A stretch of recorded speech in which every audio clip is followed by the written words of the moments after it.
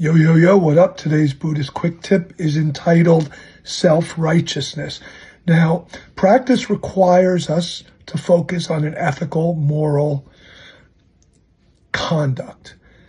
And practice is about creating a new, healthier, more wholesome, skillful way to act. And while this is different for each of us in terms of our personal ethics and morals, we each must act differently than we used to act.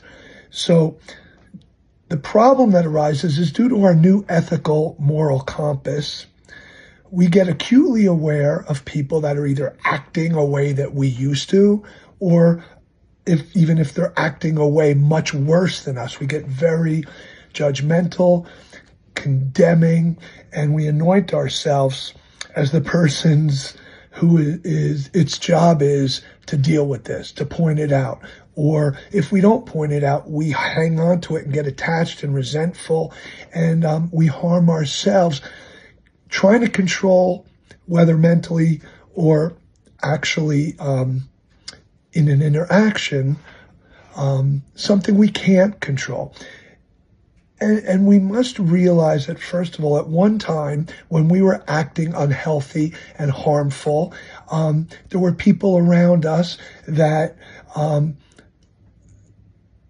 judgmental and condemning of that, and many didn't say anything, and most didn't say anything, and if they did, it was out of compassion or wanting to help us in our struggle.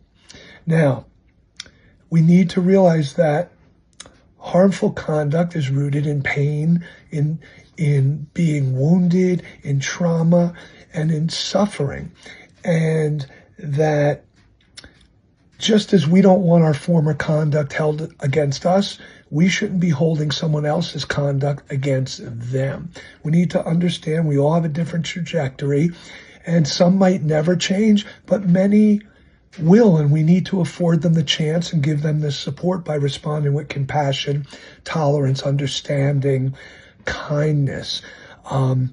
We must realize that if we're self-righteous, we're causing harm by not maybe setting an example, being willing to help someone, lead them to practice, give them support. So worry about yourself, no one else. Have a grateful, maggot-free day above the dirt. Peace out.